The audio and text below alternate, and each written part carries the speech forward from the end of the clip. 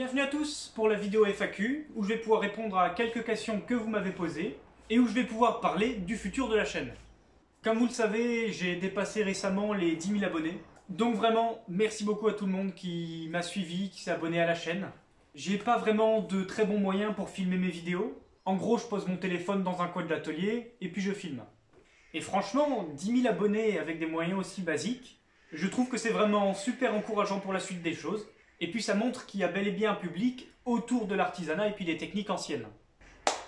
Assez de blabla, voici les questions. Alors Vincent demande, pour se lancer en forge, est-il préférable d'apprendre par soi-même ou bien plutôt d'aller faire un stage? Bon alors je sais que beaucoup de personnes qui regardent la chaîne veulent se lancer en forge, et puis ben forcément, c'était aussi mon cas il y a quelques années. Dans l'ensemble, c'est vrai que tout ce que je vais vous montrer sur cette chaîne et tout ce que j'ai appris, eh bien j'ai dû me débrouiller pour ça. Et en fait, il a bien fallu que j'apprenne tout ça par moi-même. Alors quelque chose à prendre en compte en revanche, c'est que lorsqu'on apprend par soi-même, on va faire énormément d'erreurs. Bénéficier de l'expérience des autres, ça va nous faire avancer beaucoup plus vite. C'est aussi pour ça que je fais toutes ces vidéos, puisque ça me permet de montrer tout ce que j'ai pu apprendre par moi-même, entre guillemets, au fil des années. Et encore, je dis par moi-même, mais ce que je montre en vidéo, c'est soit ce que d'autres personnes m'ont montré, soit des idées que j'ai vues sur d'autres chaînes YouTube à travers le monde. Je me suis entraîné dessus, et puis ensuite je reproduis, je fais en gros ma propre conclusion sur ces techniques, et je les montre en vidéo. En 2019, je suis allé dans le sud, en Ariège, donc du côté de Foix, pour aller voir Georges Joliot, donc un des 3 batteurs d'armure de France, donc ceux qui font les reproductions d'armure pour les musées. Et l'espace de quelques jours, il a pu me montrer les techniques de base pour faire des armures. Donc le travail de la tôle, le travail à la forge, des choses comme ça. Et donc plus tard, du coup il y a quelques années de ça déjà, je me suis amusé à me faire mes propres petites pièces d'armure, des choses comme ça à droite à gauche.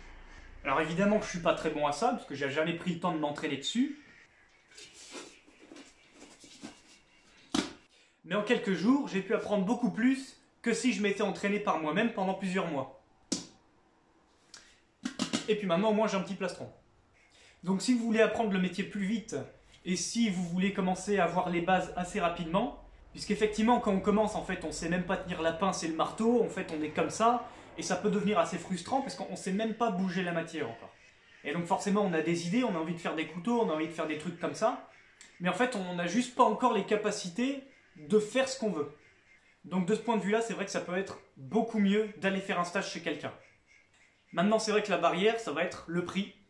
Puisque quand il faut faire tourner une entreprise, quand il faut rajouter le prix du charbon, les heures de travail, de démonstration, éventuellement de l'acier, des abrasifs et des matières pour montrer comment on fait pour faire des ponçages, des trucs comme ça, et même en plus certaines personnes facturent aussi les techniques, parce que c'est quand même des années et des années de pratique qu'on va retransmettre en condensé à quelqu'un, donc rien que ça a quand même une certaine valeur. Et donc on se retrouve assez rapidement avec des stages assez courts mais qui vont quand même coûter assez cher. Donc il y a quelques années, je crois, la moyenne d'un stage c'était autour de 150 € par jour. Mais de nos jours, j'ai bien l'impression que ça monte plutôt autour de 200 quand même. Et je tiens quand même à préciser que tout ce que vous allez voir en stage, évidemment vous en ressortirez sans avoir maîtrisé ces techniques. Vous aurez simplement un aperçu de la direction où il faut aller. Et à partir de ça, en fait, il va falloir vous entraîner par vous-même. Donc c'est pas parce que vous faites un stage que vous allez vous épargner plusieurs semaines, voire plusieurs mois d'entraînement derrière pour arriver à faire des choses bien. On va dire plutôt que ça vous donne les outils en main pour accélérer grandement votre apprentissage. Bon allez, assez de blabla, Gavroche nous demande ce que c'est que la différence entre la trempe à l'eau et la trempe à l'huile. Alors d'abord je pense que c'est important de comprendre ce que c'est que la trempe. Donc si vous voulez avoir tout un tas d'explications, n'hésitez pas à aller regarder ma vidéo dédiée à la trempe.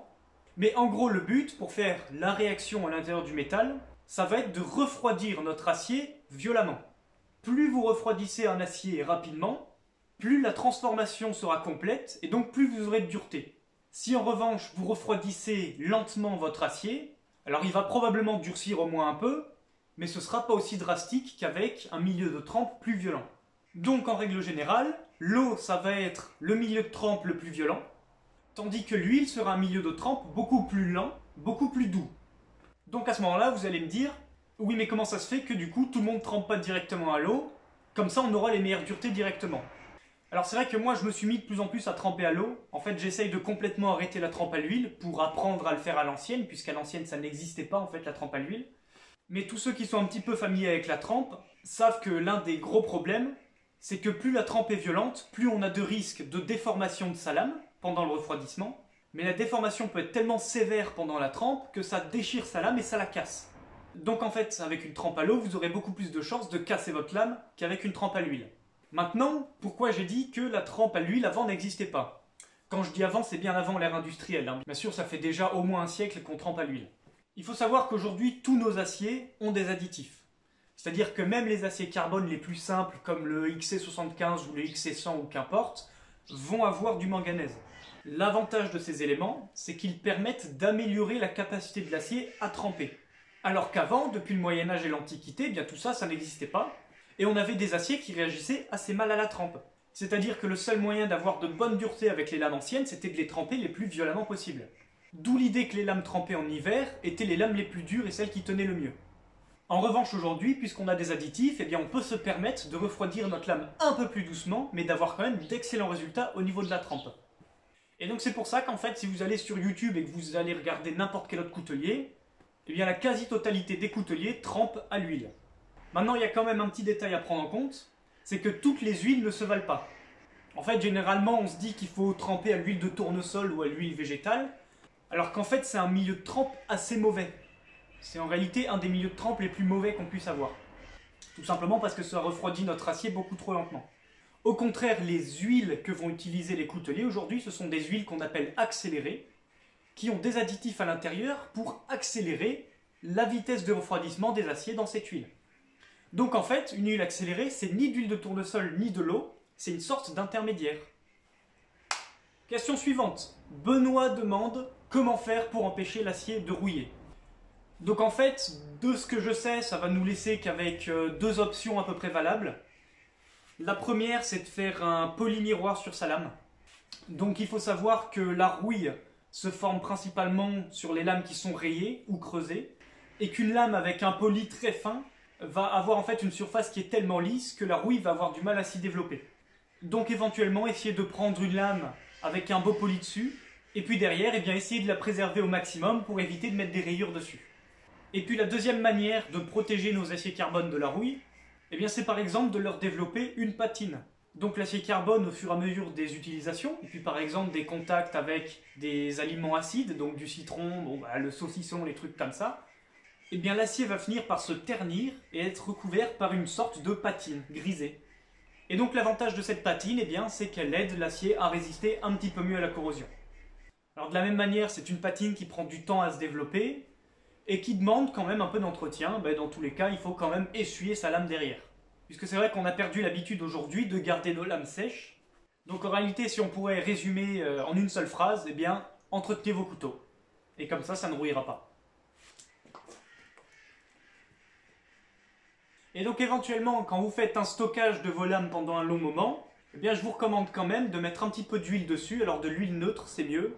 Alors si vous n'avez rien d'autre, de l'huile d'olive va fonctionner, mais c'est quand même plus facile d'utiliser une huile minérale.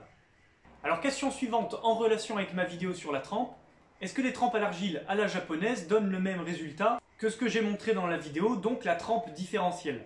Donc où en fait on va avoir le dos souple et le tranchant dur. Alors non, ce sont deux techniques différentes, c'est-à-dire que dans la vidéo j'ai trempé la lame en entier, et puis derrière, en revenu, je suis venu descendre la dureté du dos pour venir donner un petit peu plus de souplesse. Donc en fait on avait un dos qui était ressort, et puis un tranchant qui était gardé dur. Sur les trempes à l'argile, en fait, on empêche complètement le dos de la lame de tremper. Ce qui fait qu'en fait, on se retrouve avec le dos de la lame qui est tendre et le tranchant qui est dur. Moi, de ce que j'ai testé, je trouve que la trempe à l'argile est inférieure au revenu différencié. Tout simplement parce qu'en fait, en ayant le corps de la lame qui n'est pas trempé et le tranchant qui est trempé, eh bien en fait, on se retrouve avec un couteau qui a les mêmes performances qu'une barre de ferraille non trempée, mais qui coupe. Alors que, avec une lame qui est entièrement en acier trempé, eh bien déjà on va avoir beaucoup plus d'élasticité, surtout au niveau du dos, puisqu'on l'a transformé en acier ressort, tout en gardant une très bonne dureté au niveau du tranchant. Et donc vient enfin la dernière question. Zodiac demande comment on fait pour se lancer à plein temps dans la forge. Et j'ai réservé cette question en dernier, puisqu'en fait ça va rejoindre tout ce que je vais dire sur la suite de la chaîne. Alors ça fait maintenant un peu plus d'1 an que j'ai créé une micro-entreprise pour encadrer légalement mon activité. Bon alors moi forcément la forge, c'est ma passion depuis que je suis ado, on va dire. Ce qu'il faut bien sûr garder en tête que quand on commence son entreprise, eh bien on n'a pas de clientèle, on n'a pas de nom, on est un peu personne en fait. Et donc c'est pour ça que j'essaye encore de réfléchir à des manières de financer encore mon activité. Mais c'est vrai que là j'aimerais bien éventuellement trouver un nouvel atelier, puisque c'est vrai que là c'est plutôt une installation un peu temporaire. Je peux pas faire ce que je veux. J'ai énormément de personnes qui me demandent si je propose des stages. Et puis c'est vrai qu'en fait pour l'instant je suis quand même très hésitant de faire venir des personnes ici, puisque c'est juste pas un atelier qui m'appartient. Après je pense que me concentrer vraiment sur les techniques traditionnelles et les techniques anciennes, ça a beaucoup de potentiel pour la suite des choses, puisque ce sont des choses qu'on ne voit plus tellement. Là je vais enfin pouvoir me remettre à rattraper les commandes en retard, et puis à refaire de nouvelles vidéos. Encore une fois, 1000 merci pour tout votre soutien. Et donc sur ce, je vous dis à la prochaine, et puis à bientôt pour de nouvelles vidéos de forge.